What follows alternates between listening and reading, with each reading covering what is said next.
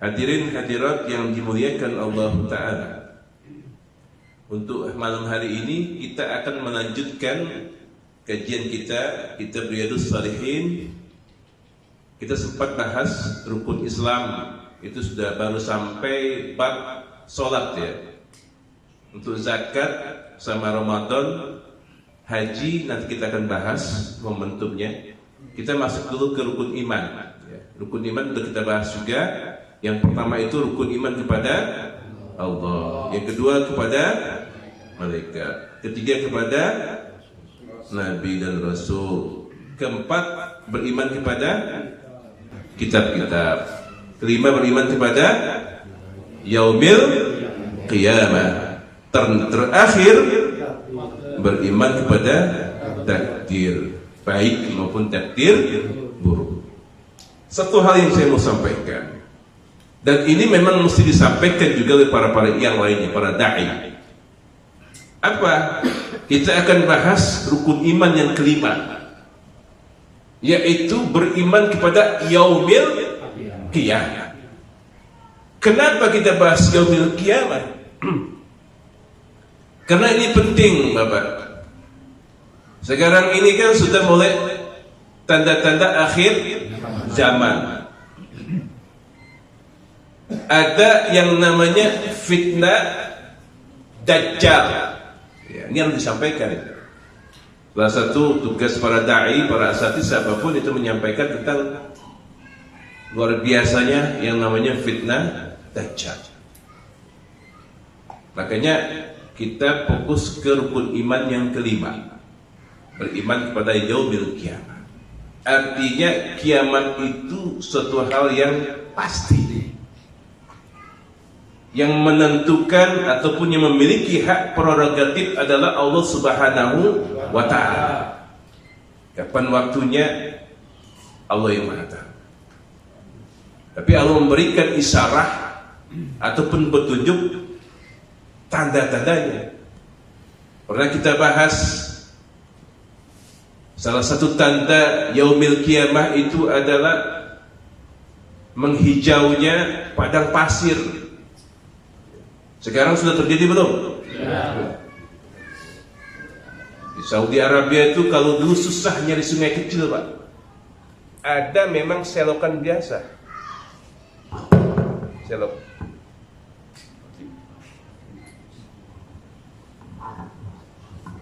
Kalau sekarang sudah mulai ada sungai-sungai kecil, gampang betul, sama kayak di Indonesia. Itu salah satu tanda yaumil qiyamah. Kemudian apa lagi?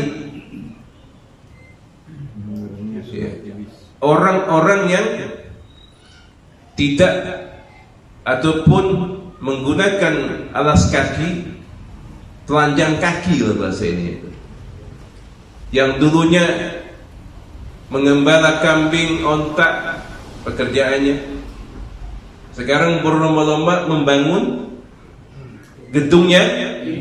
Sudah terjadi belum? Sudah. Di mana? Abu Dhabi, Dubai, Saudi Arabia pun demikian. Mereka dulu kan cuma mengembala kambing saja. Dan cepat perkembangan itu. Tidak sampai 50 tahun pembangunannya itu, Masya Allah, tabarakallah, cepat sekali. Yang namanya mobil mewah itu udah nggak kehitung. Udah biasa aja Lamborghini, mobil Lexus segala macam itu udah kayak biasa aja di sana. Karena sudah terlalu kaya nih mereka. Kemarin kita lihat di mana? TikTok ya, video itu bagi-bagi duit dari atas Burj Khalifa, lebar duit dolar ya, Masya Allah, udah kebanyakan duit nih. Sayang baginya di sana. Orang kaya dibagi lagi ya. Kalau di atas Monas tuh kumpul, Pak, kalau diumumin sampai itu. Jadi pecahan 20.000 aja sekian ribu dolar kan, $100 gitu, $1.000, Masya Allah banyak gitu. Ya. Nah itu kembali ke rukun iman yang kelima, beriman kepada hari kiamat ataupun hari kiamat. Terkait Dajjal,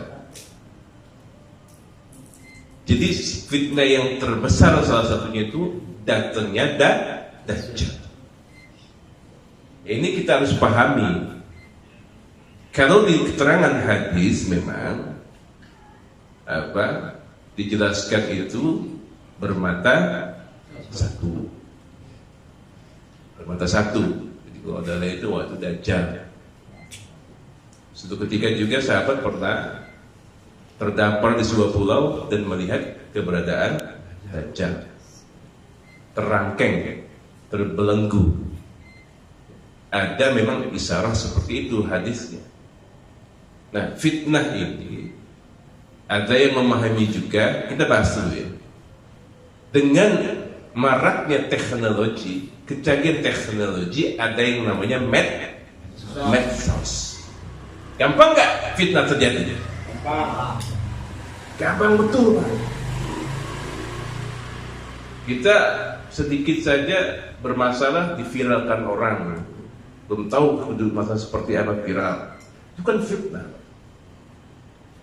Belum tahu terjadi yang sebenarnya, viral duluan. Salah satu ya, contoh kecil, apakah itu bagian dari Dajjal, kita akan bahas.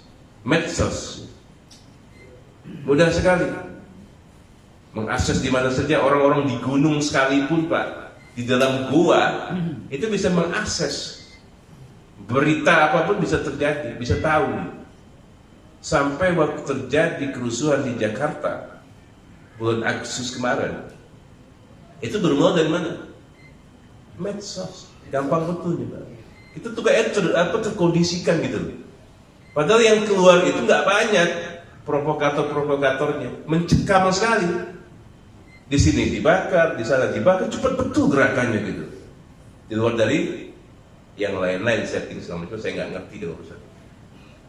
Itulah dunia medsos, media sosial. Makanya Dajjal itu memang Allah berikan keutamaan, maksudnya kelebihan, Pak. Apa kelebihannya? Sebagaimana Allah berikan kelebihan kepada orang-orang terpilih, dia bisa memberikan gambaran surga, bahasanya. Terlena orang, bisa dalam hitungan hari itu bisa kemana-mana, memberikan kebahagiaan apa yang kamu minta, padahal itu ilusi. Itu Dajjal. Bisa membuat orang yang mati jadi hidup. Allah berikan kekuatan di situ sebagai bentuk fitnah terbesar. Makanya yang kita harus jaga adalah iman. Maka kita bahas iman banyak. Jadi Dajjal itu punya kemampuan. Kalau dia berdiri, kalau dalam hadisnya itu ya, keterangannya itu, kalau di laut dia berdiri itu cuma semata kakinya aja. Wallahu a'lam. Itu gambaran saja. Aku kasih gambaran. Kalau sampai terjadi seperti itu, Pak, orang melihat saat itu, yang beriman sekalipun bisa tergoda ya. Tangan kanan diperlihatkan gimana nikmatnya kehidupan, istilahnya tangan kiri sebuah gambaran kesengsaraan. Kalau salah pilih berarti dia masuk belenggunya dan Dajjal. Ada isyarat itu secara fisik Dajjal, keterangannya itu. Ya kan, perasaan kita bahas kan. Mata satu itu yang dijelaskan. Makanya setiap kali kita sholat, ada doa yang diajarkan baginda Rasul yang kita baca di tahiyat akhir sebelum salam. Apa doanya? Kita bahas dulu ya, kita baca dulu.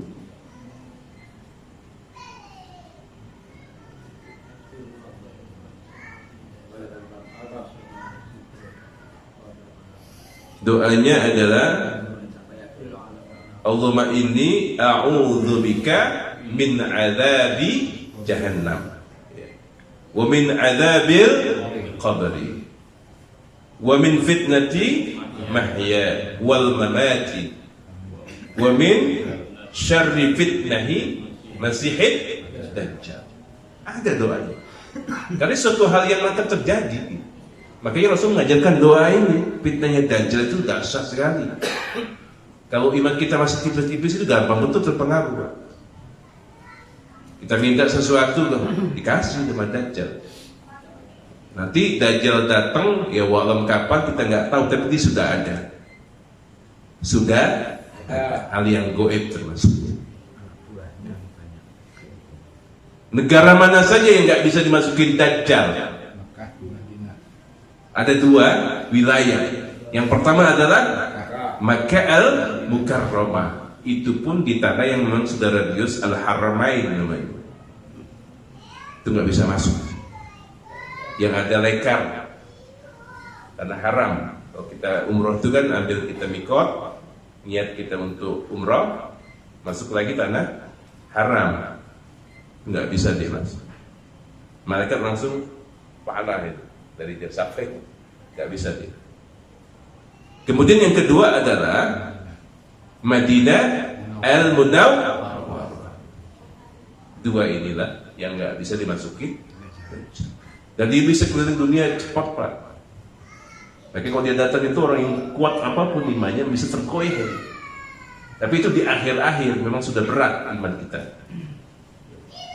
Berat itu terjadi. Kuasai semuanya, semua orang nanti ngikutin dia segala macam, terjadi yang namanya hura-hara, perpecahan, tidak ada iman lagi. Baru nanti Allah utus yang untuk membunuh Dajjal siapa? Nabi Isa. Ada 4 nabi yang Allah takdirkan belum dimatikan oleh Allah Subhanahu wa taala, belum diwafatkan. Yang pertama adalah Nabi Khidir alaihissalam. Kemudian yang kedua adalah Nabi Isa alaihissalam ketika mau disalib, bukan beliau yang disalib, tapi Judas, muridnya yang membelot kalau bahasa sekarang. Itu yang dijadikan disalib. Dan beliau Allah angkat. Kemudian siapa lagi? Nabi Ilyas. Kalau takdirkan belum juga di Allah wafatkan. Terakhir Nabi siapa? Nabi jadi sudah tadi. Zulkarnain itu siapa ya? Kita ingat lagi. Ada Nabi yang memang Allah takdirkan diperjalankan untuk masuk surga cerita. Balik sebentar, ketinggalan sebenarnya itu apa gitu ya. Sampai sana nggak mau balik lagi, Pak. Seperti apa gambarnya, wallahu a'lam. Ini kasih kisah saja. Nah, kembali tadi Nabi Isa alaihissalam yang akan membunuh Dajjal. Allah berikan kekuasaan, turunnya nanti di Palestina. Makanya ini ada relevansi. Salah satu kebangkitan Islam itu dari Syam. Syam itu apa? Bagiannya Syria,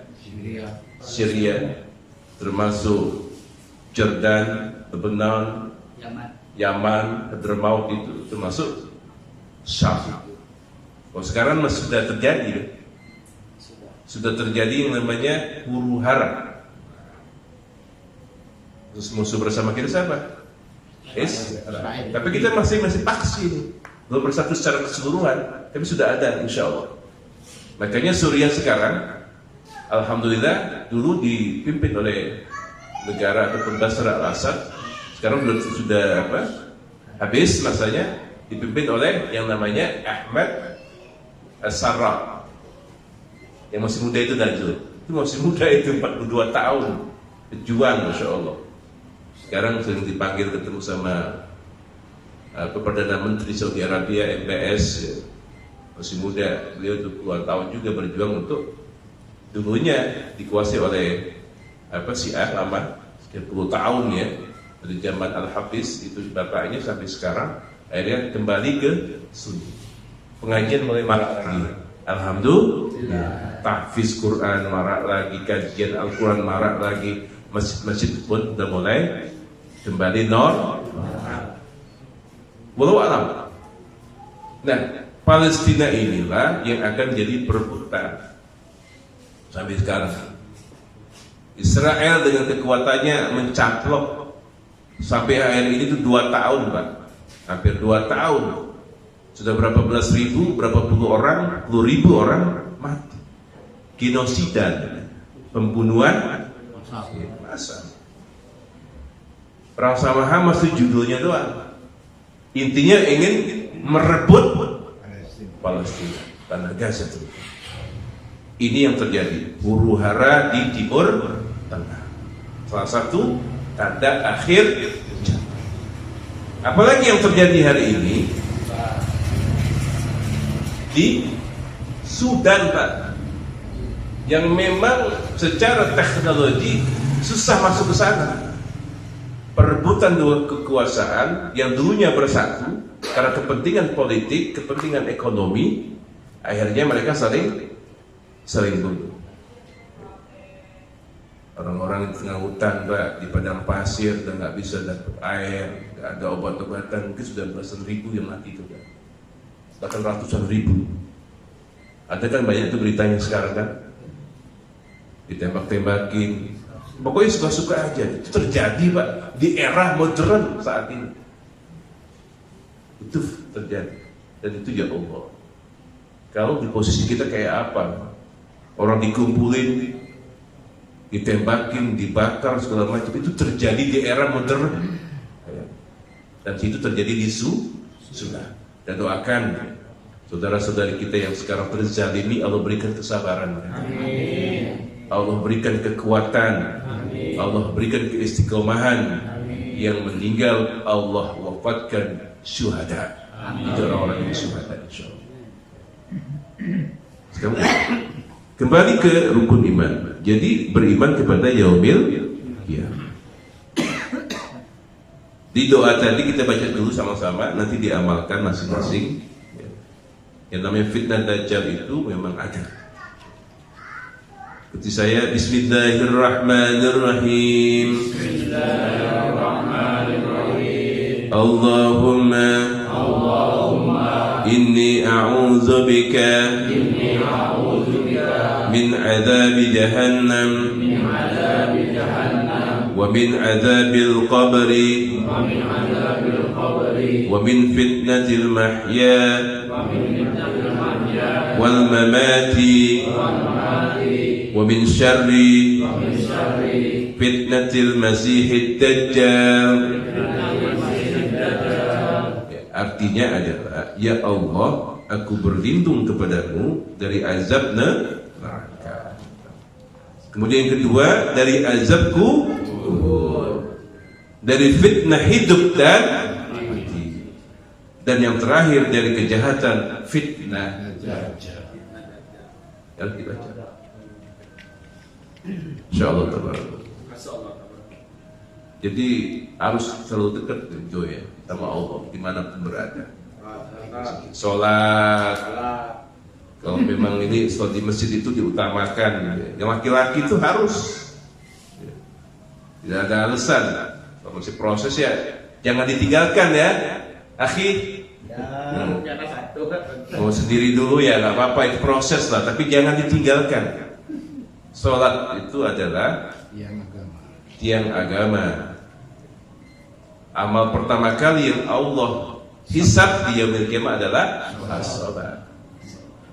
Salat itu pun adalah interaksi kita kepada Allah Subhanahu wa taala.